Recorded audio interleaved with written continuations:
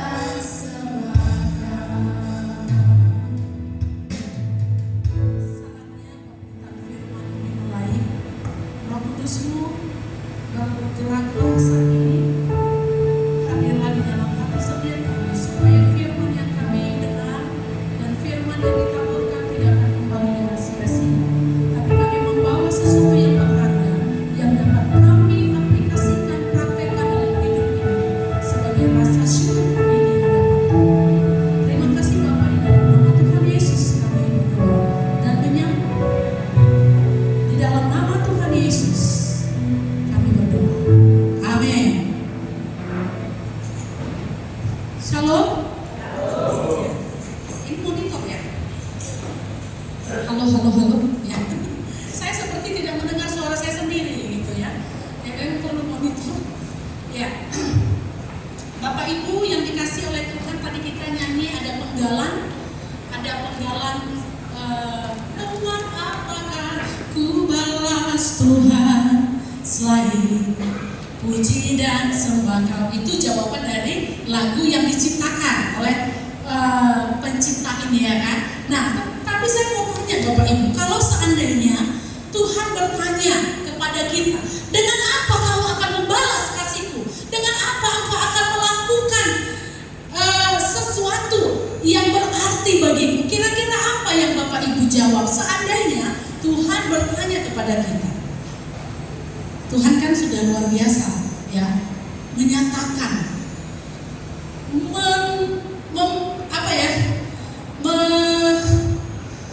menunjukkan kebaikannya dalam hidup kita. Nah, kalau seandainya Tuhan bertanya kepada kita, nah aku sudah lakukan semua kepadamu, sekarang apa yang engkau bisa buat kepadamu? Kira-kira apa jawabannya?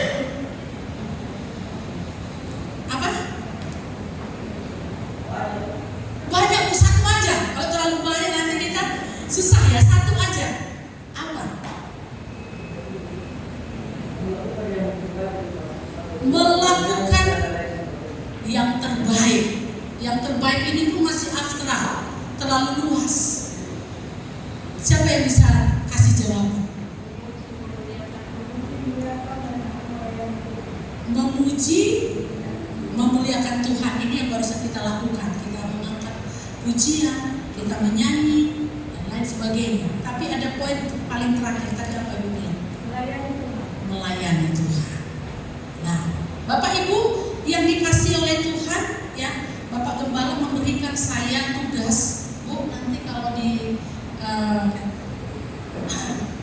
Alpha Omega topiknya tentang melayani. Tapi Bapak Ibu yang dikasih oleh Tuhan, saya hari ini mempersiapkan firman Tuhan tidak dalam sebuah konsep pelayanan yang selama ini mungkin kita pikirkan itulah yang namanya melayani. Seperti hari ini ya, para singers WL dan lain sebagainya itu kita biasanya sebut melayani ya, tapi melayani itu sebenarnya dia punya cakupan pengertian yang sangat luas. Tapi hari ini saya mau ambil satu poin dari yang bagian dari pelayanan, yaitu Bapak Ibu yang dikasih oleh Tuhan adalah penginjilan, penjangkauan jiwa. Nanti tema yang saya bawakan adalah I am Andrew, atau dalam bahasa Indonesia aku adalah Andreas. Mungkin Bapak Ibu beberapa saat saya ada di di Parapat dan Bapak Ibu lihat caption di Facebook saya, di situ ada acara seminar atau training aku Andreas. Mungkin ada banyak orang bertanya apa maksudnya aku Andreas. Nah, ini ada hubungannya dengan apa yang diminta oleh Bapak Gembala, supaya saya membawa jemaat, mengarahkan jemaat untuk ambil bagian di dalam pekerjaan Tuhan yang besar hari-hari ini. Bapak Ibu sadar atau tidak, hari-hari ini kita melihat ada sebuah kegerakan yang sangat luar biasa. Dulu kekristenan dibawa dari barat ke timur, tapi hari-hari ini kita melihat bagaimana gerakan penginjilan itu ya dimulai dari timur sekarang ini ya. Gerakan yang sangat dahsyat itu sekarang ini seakan-akan tren yang kita saksikan adalah gerakan itu seakan-akan dibawa dari timur ke barat. Lihat di daerah Amerika ya, negara Amerika, kita melihat ya daerah Eropa bagaimana kekristenan semakin menurun ya, seperti terjun bebas. Bahkan saya melihat gereja yang fungsinya harusnya tempat beribadah berubah fungsi menjadi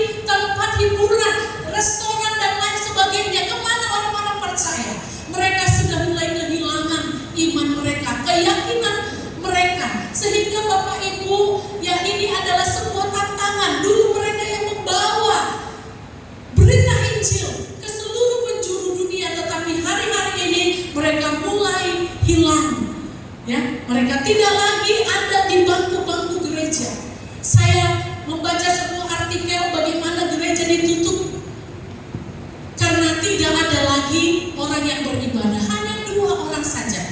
Sedangkan biaya operasional begitu besar. Bagaimana membayar poster, bagaimana membayar listrik dan lain sebagainya. Kalau pendeta di sana tidak dibayar dari persembahan umat, tapi gereja di Eropa itu dibayar oleh pemerintah.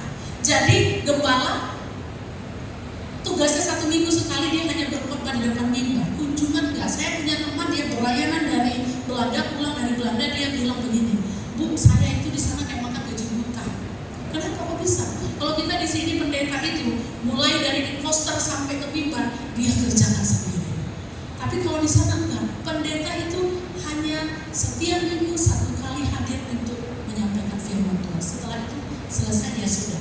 Kunjungan bagaimana? Tidak ada kunjungan, visitasi. Kalau di sini di Indonesia orang dikunjungi senang, jemaat senang kalau dikunjungi oleh gembalanya. Tapi kalau di sana kalau belum ada janji itu nggak bisa dikunjungi. Sekalipun itu gembalanya, pendetanya, silakan pulang. Apakah saya buat janji dengan Anda? Kalau tidak, nggak boleh masuk. Kira-kira seperti itu. Nah, seperti itulah yang terjadi saat ini di Eropa.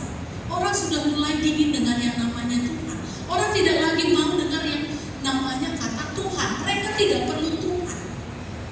Nah, tapi terpujilah Tuhan bahwa Injil itu tidak mati begitu saja, hilang begitu saja.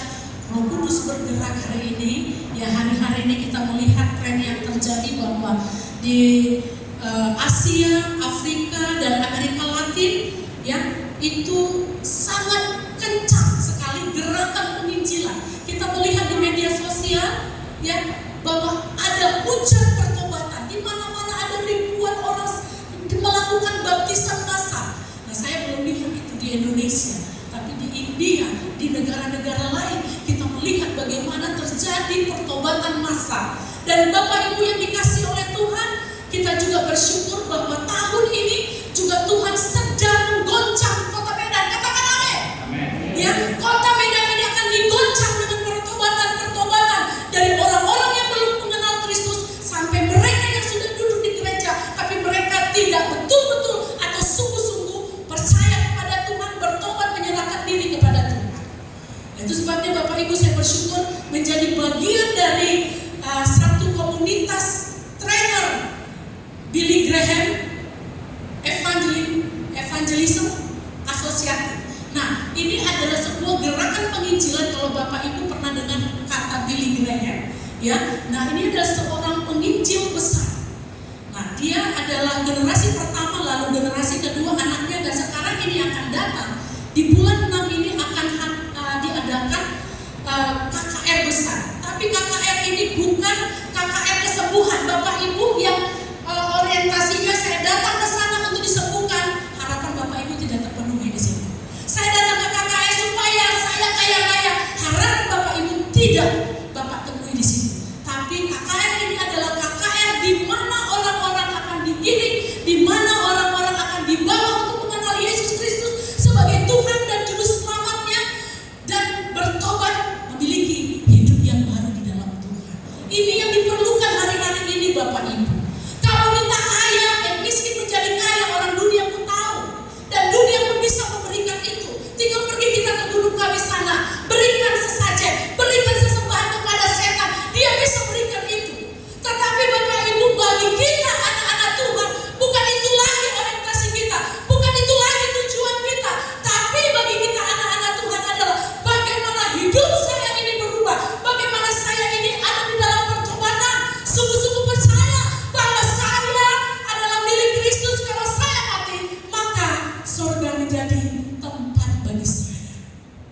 Bapak Ibu, dunia ini akan kita tinggalkan, harta kita tinggalkan, semua yang kita miliki, yang kita pakai di tubuh kita ini, yang melekat di sini semua akan tinggal. Tetapi apa yang kita bawa? Iman, keyakinan kita di hadapan Tuhan. Bapak Ibu yang dikasihi oleh Tuhan, sangat disayangkan bahwa populasi Kristen di Indonesia itu ada pada peringkat kedua setelah Islam.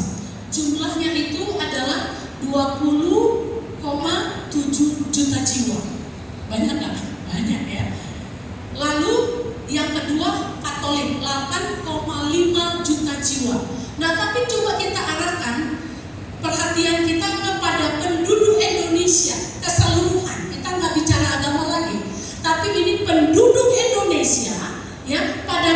2023 dilansir, ya sumbernya data Indonesia, saya nggak hanya comot-comot dari media sosial yang nggak tahu sumbernya, tapi saya ambil sumbernya dari data Indonesia tahun 2023. 2024 sampai sekarang belum terbit, tapi tahun 2023 boleh kita lihat sebagai acuan kita. Itu 278,8 juta jiwa. Nah, dari 278,8 juta jiwa ini, umat Kristen walaupun dia nomor 2, coba lihat angkanya, hanya 20,7 juta jiwa.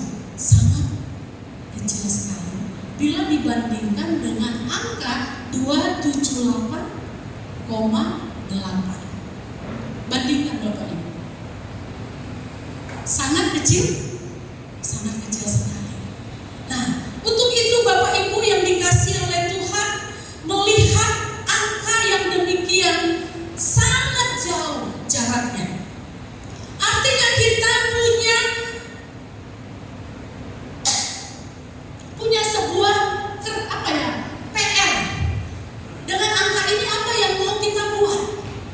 Angka 20,7 juta jiwa ini terlalu sedikit. Bukankah Bapak Ibu firman Tuhan mengatakan, ya, kalau tadi Bapak Ibu lihat dalam nats pembimbing saya memberikan dari Matius 28, apa bunyinya? Karena itu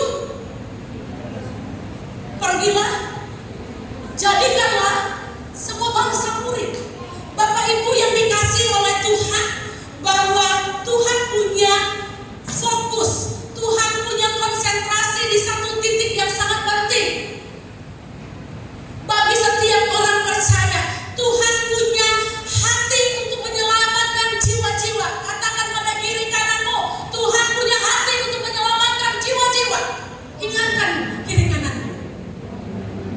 Jangan ngomong sendiri Bapak Ibu, tapi ngomong sama kiri kanannya. Tepuk, ya, tepuk pundaknya, tepuk tangannya. Tuhan punya hati menyelamatkan jiwa-jiwa yang berdosa.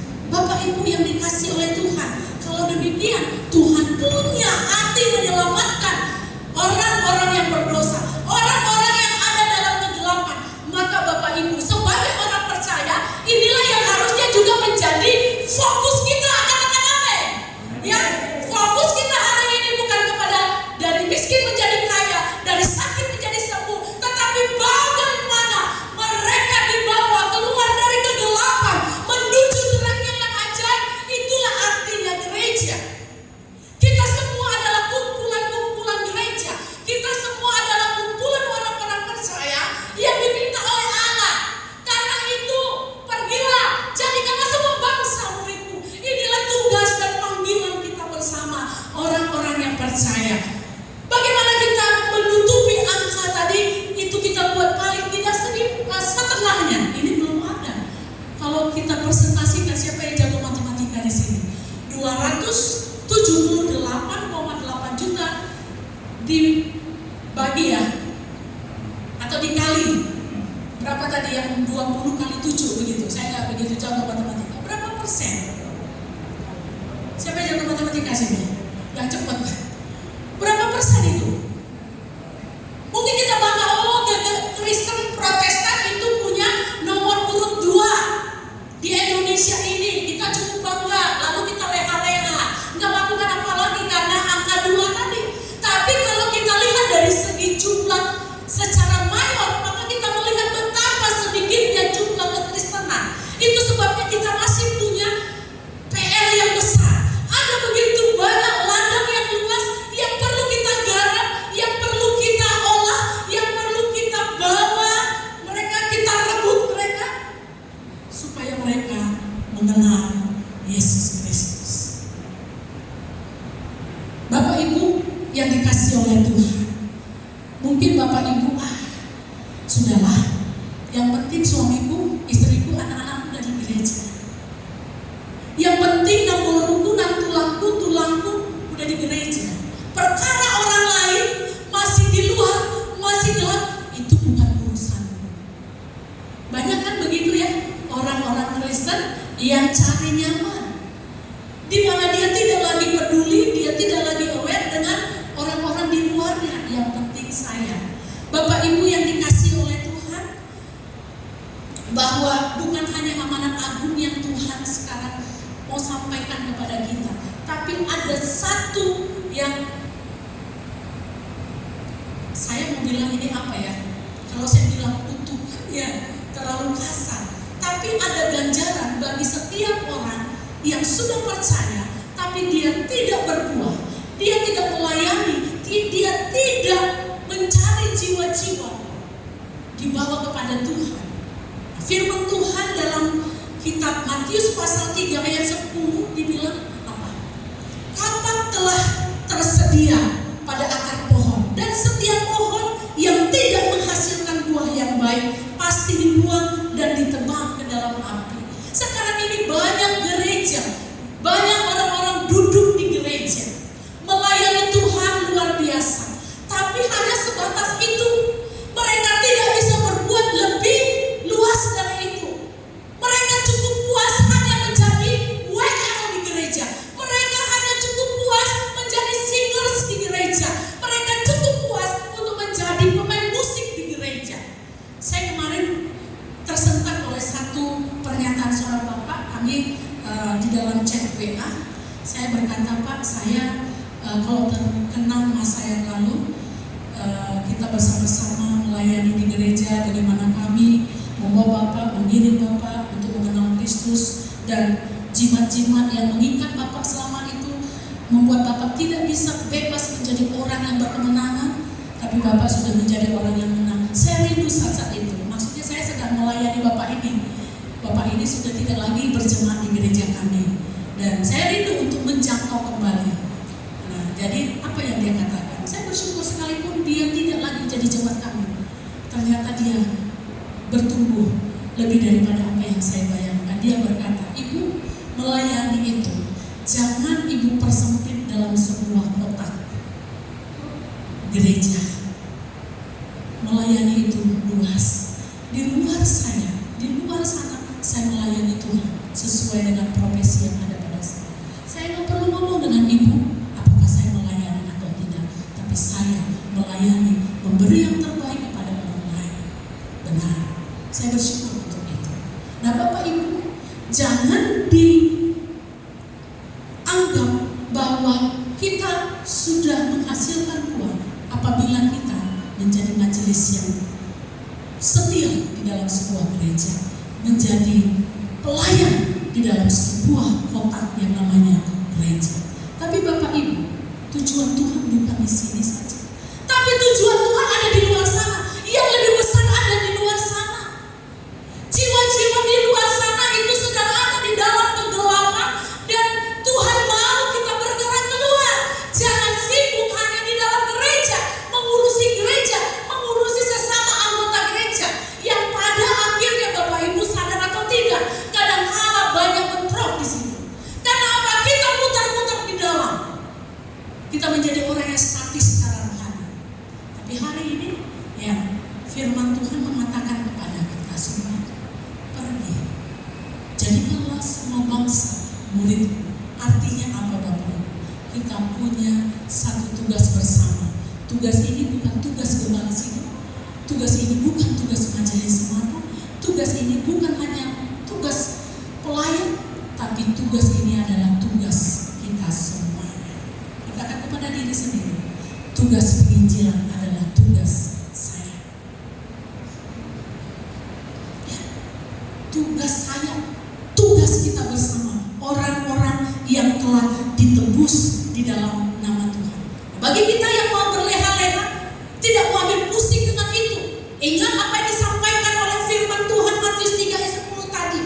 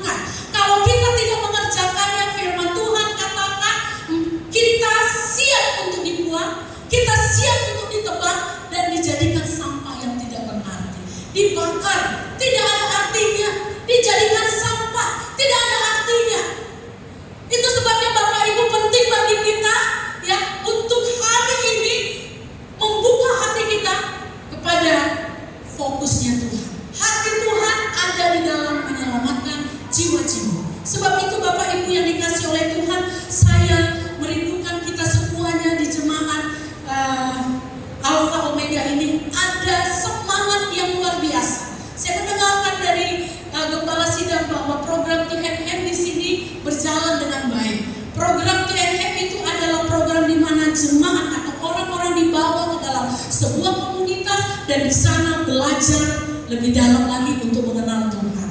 Tapi Bapak Ibu yang dikasih oleh Tuhan, tidak semua orang bisa dan punya kapasitas yang cukup untuk membawa orang mengenal Tuhan, mempelajari Alkitab. Dan kalau demikian, bagaimana pekerjaan pemberitaan Injil ini bisa dilaksanakan oleh semua orang?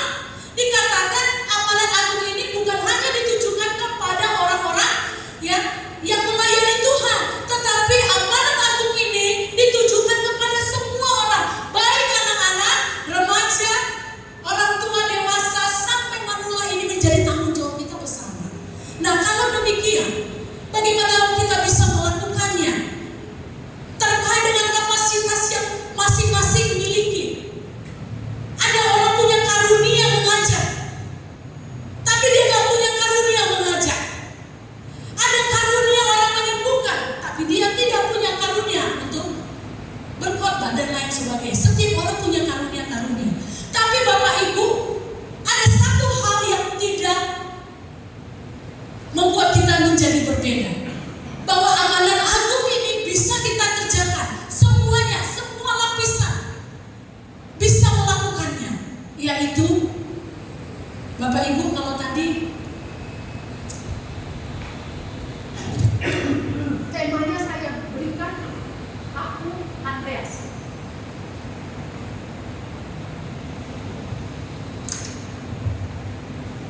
Ada apa dengan Andreas? Siapa Andreas? Siapa Andreas? Ada yang tahu?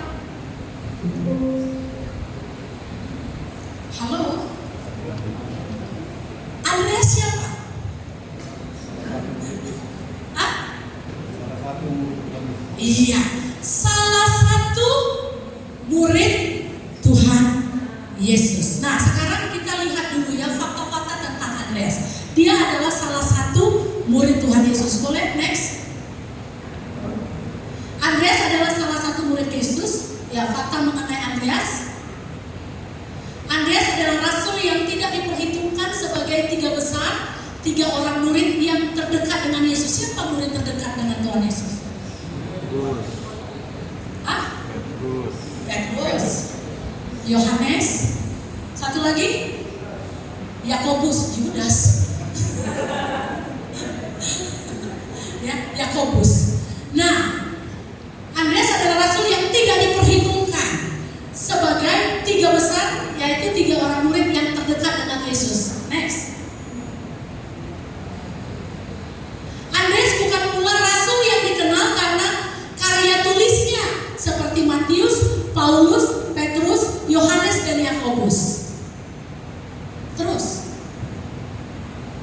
Andreas tercatat sebagai seorang mantan murid Yohanes Pembaptis yang kemudian mengenal dan mengakui Yesus sebagai Mesias dan Tuhan dan berusaha melayani dan memuliakan Dia di sepanjang sisa hidupnya.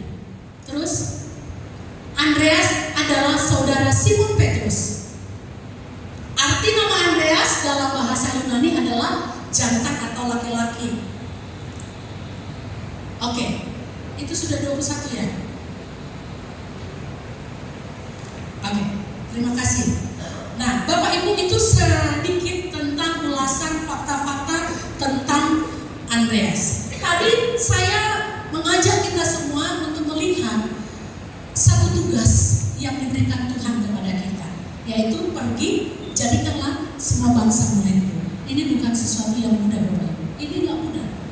Tapi Bapak Ibu, hari ini saya mau mengajak kita belajar dari seorang yang bernama Andreas. Dikatakan oleh firman Tuhan bahwa Andreas adalah salah satu murid Tuhan Yesus.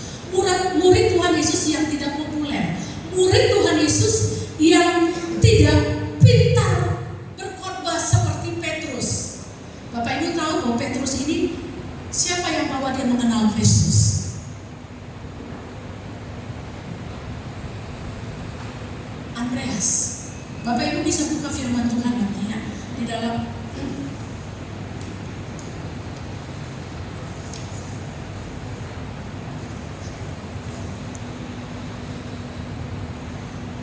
saya kalau buat slide-nya, tapi saya punya data-data. Baik. Yohanes 1 ayat 40 sampai 42. Bapak Ibu bisa baca di sana.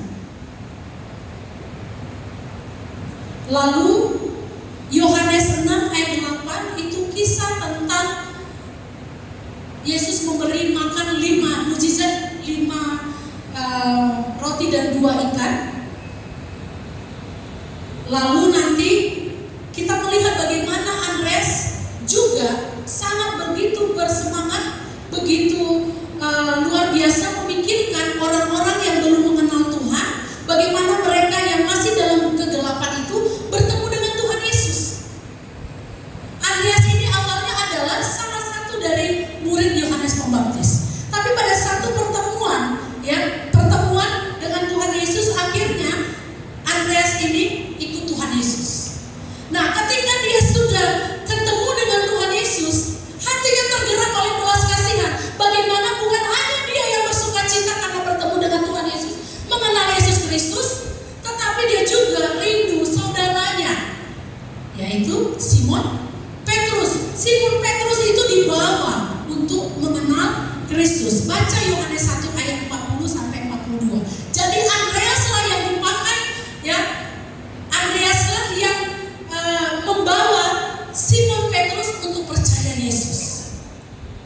Lalu kalau tentang mukjizat yang 5.000 orang dikasih makan dengan hanya 5 roti dan 2 ikan itu yang mempertemukan seorang anak yang memiliki bekal sehingga banyak orang diberkati pada saat itu adalah Andreas. Bapak Ibu bisa baca nanti secara keseluruhan. Orang sudah mulai gelisah karena hari sudah mulai sore. Semua orang kelaparan dan mulai memikirkan bagaimana mengisi kantong tengah. Tapi Andreas yang hanyalah murid biasa, dia tidak terkenal, dia tidak tersohor, dia tidak pintar, dia tidak terpelajar. Tapi dari kesederhanaannya, dia rupanya punya sesuatu yang sangat berharga dan Tuhan memperhitungkan itu dan tercatat di dalam Alkitab. Dan ini boleh menjadi spirit kita. Dia bercakap-cakap dengan anak itu, dan ketika Tuhan membutuhkan, ya orang-orang membutuhkan makanan, dia berkata kepada Yesus, tapi aku punya, ada seorang anak yang mempunyai 5 roti dan 2 ikan. Tapi apalah artinya itu? Tapi Bapak Ibu yang dikasihi oleh Tuhan, ya, kita melihat bagaimana peran Andreas di sana memperkenalkan Tuhan kepada seorang anak ini. Dan begitu juga beberapa orang Yunani, yaitu Filipus, ya, orang Yunani yang dibawa untuk mengenal Kristus. Ini adalah sekelumit, mungkin hanya sedikit saja yang bisa dilakukan oleh Andreas, tapi kita melihat bahwa Andreas punya peran yang begitu luar biasa dalam menyelamatkan jiwa-jiwa. Kita mungkin yang hadir pada hari ini bukanlah orang-orang yang hebat. Kita tidak cakap dalam berbicara. Ada orang-orang yang pintar berbicara, tapi mungkin kita tidak, jangankan berbicara, untuk keluarkan suara saja sudah fals. Tapi Bapak Ibu, dalam hal ini saya mau sampaikan, mari kita melihat seperti apa yang Andreas lakukan. Dia tidaklah seorang penulis yang hebat, dia bukanlah salah satu orang yang sangat dekat dengan Tuhan Yesus, dia bukanlah seorang orator yang luar biasa, tetapi dari dia muncul orang-orang yang hebat, seperti seorang anak kecil yang akhirnya dia terbuka kepada Tuhan, bukan saja hatinya diberikan kepada Tuhan, tapi seluruh hartanya. Orang yang sudah bertobat, dia tidak lagi mempertimbangkan bagaimana saya harus menabur. Seperti seorang anak kecil tadi, bisa saja dia egois, ya, udahlah, bagaimana mungkin 5 roti dan 2 ikan ini bisa kubagi-bagi dengan banyaknya manusia di depan mataku. Udahlah, ini saja untukku aja belum cukup. Tapi orang yang bertemu dengan Tuhan, orang yang mengalami Tuhan, orang yang ada di dalam pertobatan, di dalam hidupnya keluar yang namanya, ya, rasa syukur. Di dalam hatinya terus mengalir bagaimana saya menjadi berkat. Nggak susah-susah Bapak Ibu. Kalau orang sudah bertobat, disuruh menabur, nggak mikir 7 keliling. Disuruh menabur itu nggak perlu diarahkan. hatinya terbuka seperti anak kecil yang dibawa oleh Andreas. Sederhana, dia hanya ngomong kepada anak itu, kamu punya bekal kan? Ayo berikan kepada Tuhan. Dia mungkin sudah cerita, walaupun di Alkitab tidak dituliskan apakah Andreas bercerita tentang Yesus Kristus, tapi saya percaya tidak mungkin ada kegerakan dari seorang anak kecil apabila anak kecil ini belum diperkenalkan siapa Yesus. Amin. Iya. Begitu juga dengan Simon Petrus, saudaranya. Simon Petrus itu sibuk dia dengan aktivitas melayani. Orientasinya hanya duit. Bisnis. Tapi satu kali Andreas datang menyapa dia. Walaupun dia orang biasa. Lebih keren Petrus loh. Secara profesional dalam bekerja dia menunjukkan profesionalismenya. Tapi Andreas mungkin tidak. Tapi dia dengan penuh keberanian dia datang kepada Petrus. Dia ajak Petrus bertemu dengan Tuhan Yesus. Dan apa yang terjadi?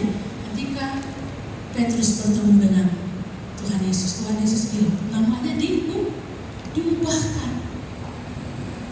Iya kan? Sebelumnya bukan Petrus namanya.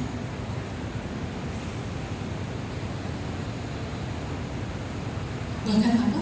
Seorang Petrus yang tadinya sibuk mikirkan bagaimana aku bisa menumpuk kekayaan, sibuk memikirkan dunianya sendiri.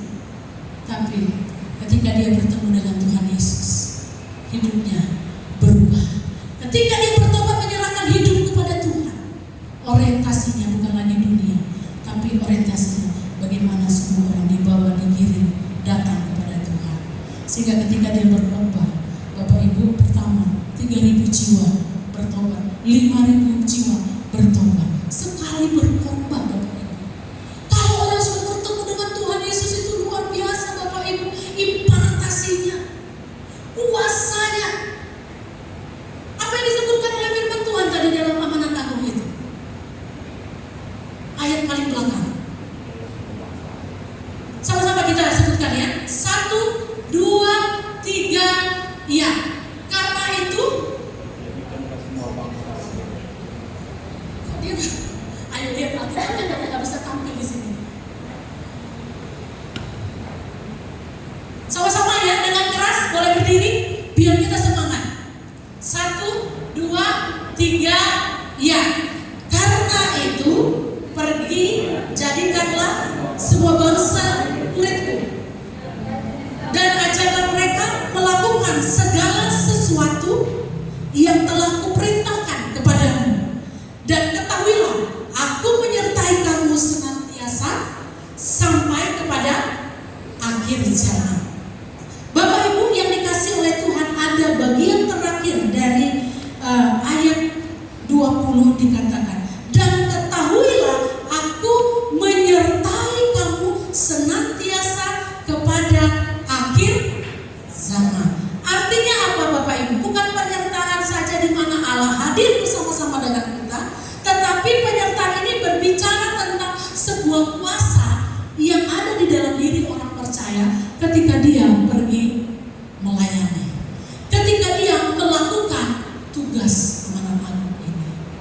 Jadi bagi siapapun kita Bapak Ibu, kita bisa melayani. Siapapun kita, dari strata bagaimanapun kita, pendidikan sederhana apapun yang mungkin kita pernah dapatkan, kita semua bisa melayani. Kita semua bisa menjangkau jiwa. Seperti Andreas, dia adalah orang yang sederhana, dia tidak menonjol, tapi Bapak Ibu dia bisa buat sesuatu. Katakan, saya bisa buat sesuatu. Saya bisa buat sesuatu untuk Tuhan. Seperti lagu tadi, dengan apakah ku balas Tuhan, saya bisa lakukan sesuatu untuk Tuhan. Saya mau ajak anak saya mau ajak suami saya mau ajak istri saya mau ajak tetangga saya mau ajak siapapun yang saya kenal, dia belum mengenal Kristus, untuk mengenal Kristus. Gereja bukan tujuan akhir orang diselamatkan. Gereja ini hanya sebuah wadah sebagai tempat kita ya dibimbing, digembleng saja. Dan itu sudah punya tugasnya masing-masing Bapak Ibu. Ada pengajar di sana. Kita nggak semuanya bisa mengajar. Nah, bagian kita apa Bapak Ibu? Jadilah seperti Andreas. Sekalipun kecil, sederhana, tidak menonjol, tidak pintar, tapi dia bisa melakukan sesuatu untuk Tuhan. Dia hanya cukup buka hatinya. Dia hanya cukup untuk punya fokus kepada apa yang Tuhan pikirkan. Yang Tuhan pikirkan apa tadi saya bilang? Menyelamatkan jiwa-jiwa. Andreas hanya fokus bagaimana jiwa-jiwa ini bisa selamat. Gak ada yang lain. Dan dia buka hati dan dia dekati anak kecil. Anak kecil ini menjadi penyelamat 5.000 orang. Dia datang kepada Simon Petrus. Dia dekati. Dia bawa kepada Tuhan. Hanya bawa Bapak Ibu. Bawa kepada Tuhan.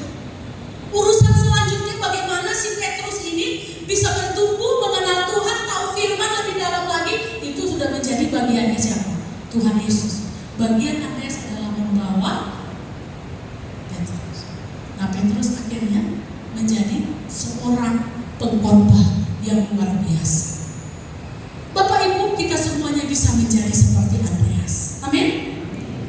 Apabila kita punya hati, mungkin kita tidak punya bekal pendidikan teologi, tapi kita bisa membuka mulut kita untuk berbicara tentang kasih Tuhan, memperkenalkan Tuhan sebisa yang kita tahu, menyampaikan itu dan mengajak dia kepada Tuhan melalui orang-orang yang telah Tuhan persiapkan, baik itu di gereja maupun di mana yang kita tahu bahwa dia bisa di dalam mengenal firman. Nah, Bapak Ibu yang dikasih oleh Tuhan, bukankah untuk melayani Tuhan itu terlihat gampang kalau kita melihat dari Andreas? Gampang gak? Abang-abang yang di belakang sana, kalau disuruh untuk melayani, menjangkau jiwa, kira-kira gampang gak? Halo, yang di sebelah kanan sana, kalau seandainya Pak Gembala bilang, hari ini ayo kita mulai kegerakan di gereja kita, menjangkau jiwa, kira-kira gampang atau susah? Hah? Yang di belakang sana, ada 3 pria. Gampang atau susah? Susah. Di mana susahnya? Hah? Belum terbiasa. Oke. Belum terbiasa ya. Itu dari Bapak ya. Saya lihat dari depan sepertinya anak muda. Udah menikah atau masih belajar? Oh, masih belajar. Bapak pekerjaannya apa? Wira swasta sebagai apa?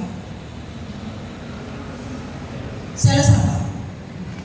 Koperasi, ya. Bilang aja koperasi gitu ya. Ya, koperasi. Bapak kalau ketemu dengan nasabah itu satu hari ada berapa kira-kira? 20 orang. Nah, bertemu dengan 20 orang, ketika minta uang ngomong apa enggak? Ngomong ya? Ngomongnya gimana coba? Hari ini masuk angsuran kita.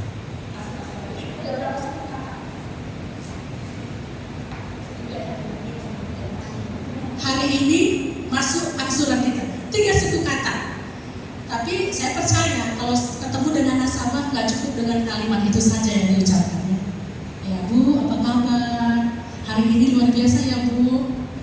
Oke, seperti biasa Ibu, saya akan keluarkan buku dosa Ibu. Ya, angsurannya ya, kira-kira seperti itu. Artinya sudah ada beberapa kata yang bisa dikeluarkan. Nah Bapak Ibu, menjadi Andreas itu sangat gampang. Cukup dengan kita hanya berkata, yuk, maukah kamu mengenal Kristus? Mungkin gak semudah yang kita pikirkan. Ayo, gak langsung dia jawab ya. Tapi setidaknya Bapak Ibu, ketika kita melihat orang ini belum mengenal Kristus, kita semua yang tahu ya orang-orang di sekitar kita. Seperti saya kemarin mikir siapa ya yang kira-kira saya akan bawa kepada Tuhan. Saya nggak lihat jemaat saya lagi. Jemaat ini udah ada di dalam gereja, mereka nggak perlu lagi. Mereka sudah tahapnya sebagai guru, sebagai konselor yang melayani mereka yang ada di luar dalam kegelapan ini. Akhirnya saya diingatkan oleh Tuhan. Saya berdoa, Tuhan, singkapkan kepada saya siapa yang akan saya bawa kepada Tuhan supaya dia mengenal Kristus. Tiba-tiba saya diingatkan, Bapak Ibu. Saya diingatkan oleh Roh Kudus dengan seorang ibu yang dia pernah punya penyakit, di sini ada semacam kanker dan dia nggak obati. Tapi dia datang kepada saya, Ibu Pendeta, dia bilang, ini Islam loh. Ibu Pendeta, tolong doakan saya. Saya dengar-dengar Yesus itu bisa menyembuhkan katanya. Ini pembantu jemaat kami. Dia datang jemput majikannya. Lalu saya lihat, Bu, kenapa itu ada benjolan di leher? Iya Bu, saya dinyatakan kanker. Terus gimana? Nggak diobati, saya nggak punya duit. Loh, nggak pakai BPJS? Ya, saya nggak ada BPJS. Ya udah saya berobat kampung katanya. Jadi dia minta, bukan saya doakan waktu itu. Ibu tolong doakan saya. Nah, saya doakan. Kurun beberapa saat, ibu ini datang lagi. Saya bilang, benjolannya kemana? Tuhan Yesus sudah sembuhkan. Ibu berdoa, masih ingat dengan saya. Ibu berdoa kepada saya, benjolan itu telah hilang. Beri kemuliaan bagi nama Tuhan. Ya, benjolan itu sudah hilang. Saya jadi terharu waktu itu. Tetapi saya sangat bersalah dan berdosa. Kenapa? Saya minta kuasa Tuhan dinyatakan atas orang ini, tapi saya nggak menyelamatkan dia. Saya hanya mau dia sembuh, tapi saya nggak mau dia selamat. Dan Roh Kudus ingatkan saya, itu targetmu, itu jiwa yang harus kau bawa kepada Tuhan. Saya bawa dia untuk sembuh, dia sembuh, Tuhan sayang sama dia. Tapi dia nggak selamatkan. Apa artinya kita punya tubuh yang lengkap kalau akhirnya raga kita, jiwa kita akan dilemparkan dalam perapian yang menyala-nyala? Itu menjadi dosa saya, PR saya. Saya bersyukur kepada Tuhan karena ingatkan saya tentang orang ini. Lalu saya berdoa lagi, Tuhan, siapa lagi yang akan Engkau berikan kepada saya untuk saya jauh? Saya diingatkan oleh Tuhan. Memang dia salah satu jemaat tapi nggak pernah datang ke gereja. Di rumahnya penuh berhala dan saya nggak pernah ngomong. Saya nggak punya keberanian untuk ngomong kepada mereka supaya dihancurkan, dibuang semuanya kuasa-kuasa kegelapan di dalam rumah itu. Rumah itu menjadi rumah yang sangat menyeramkan. Rumah itu menjadi rumah yang tidak membawa berkat karena diisi dengan kuasa-kuasa kegelapan dengan sengaja. Dan bersyukur satu hari dia berkata, 2 minggu yang lalu kalau saya tidak salah, ada hamba Tuhan punya karunia. Jadi hanya berdoa, kita bilang berdoa. Kalau kita langsung singgung ini ada kuasa kegelapan, kita udah ngerti ini penuh dengan kuasa kegelapan. Di dalam rumahnya terlalu rimbun dengan banyak ya benda-benda magic di dalam. Jadi saya nggak punya keberanian selama ini. Lalu kita hanya datang. Tapi bapak ini tiba-tiba kami nggak pernah ketemu dengan dia. Komsel di rumahnya pun kita nggak pernah ketemu. Tapi kali itu rencana Tuhan. Dia datang. Pada saat kami sampai di rumah, dia datang. Dia kaget tapi ada di rumah. Salaman. Beberapa menit kemudian dia ngaku sendiri, di rumahku ini banyak kali kusimpan magic. Jadi kepada dia rupanya dipercayakan. Dan terakhir dia mengalami sakit. Dia cerita, aku sakit.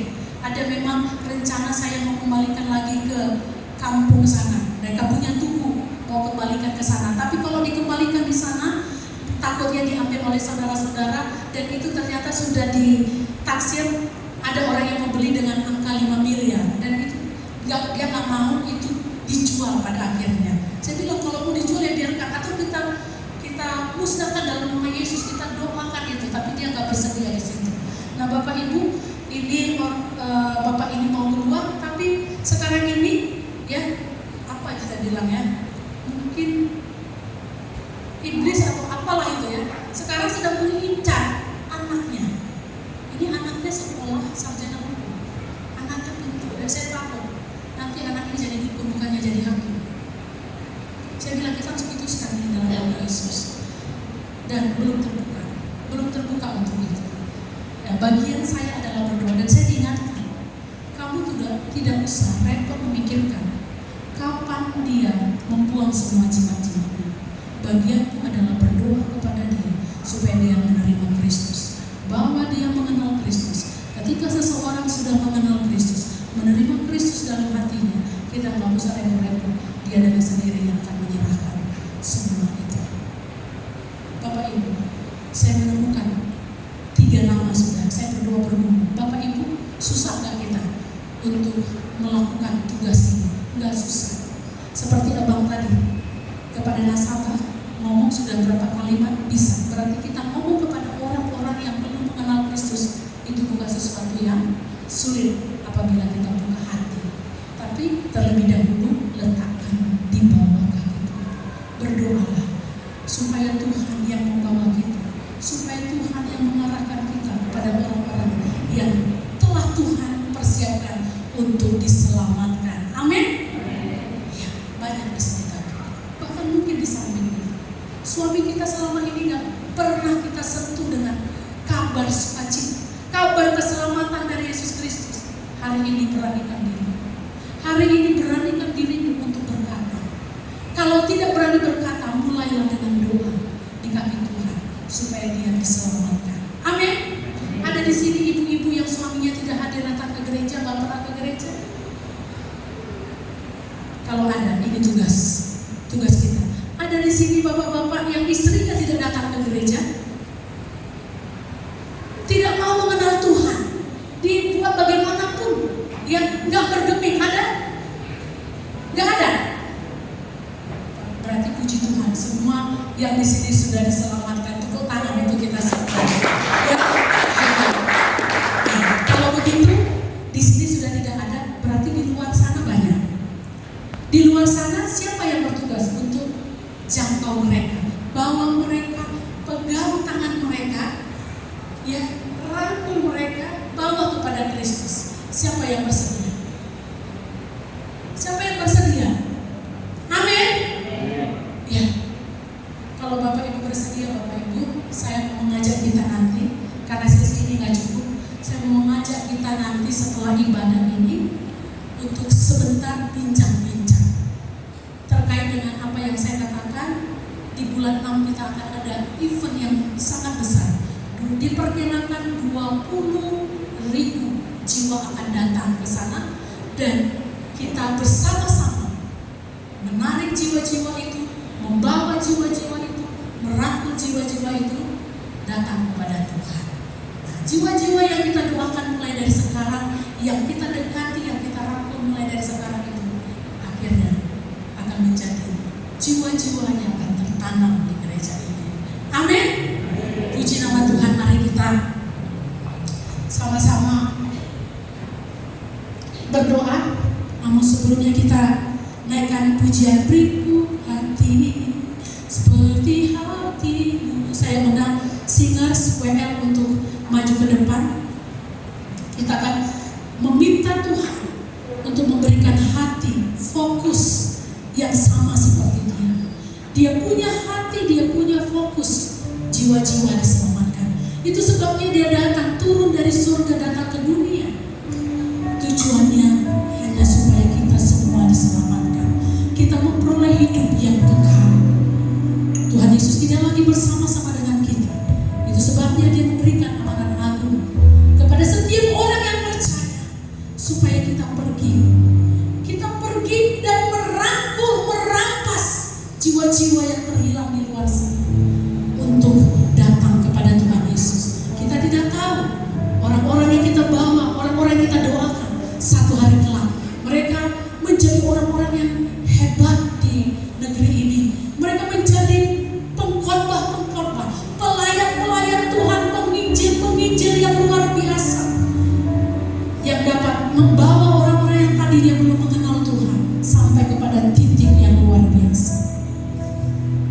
Bapak Ibu yang dikasih oleh Tuhan, mari sama-sama kita naikkan pujian ini. Berikan Tuhan. Saya undang kita semua untuk berdiri.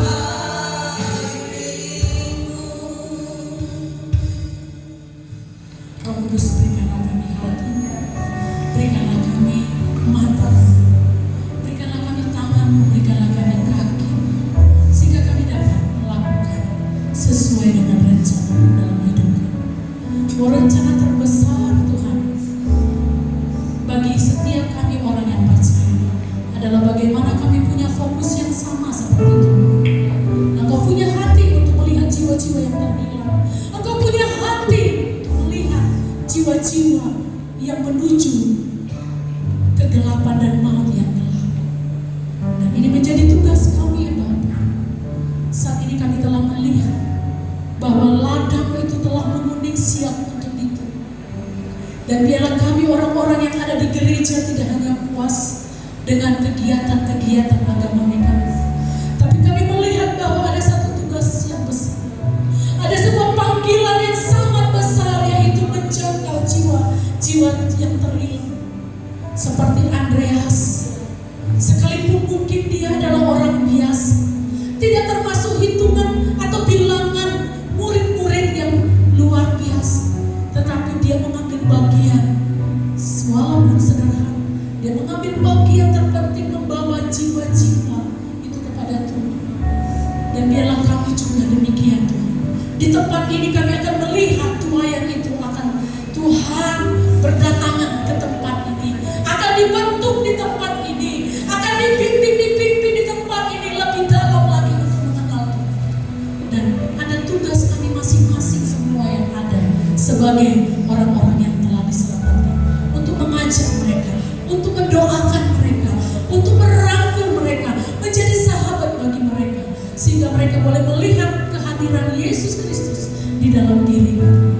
Terima kasih Tuhan, biarlah kami semuanya boleh mengambil bagian yang terindah di dalam pekerjaan Tuhan, menjangkau jiwa-jiwa yang belum diselamatkan. Terpujilah nama Tuhan, kami berdoa. Haleluya. Amin.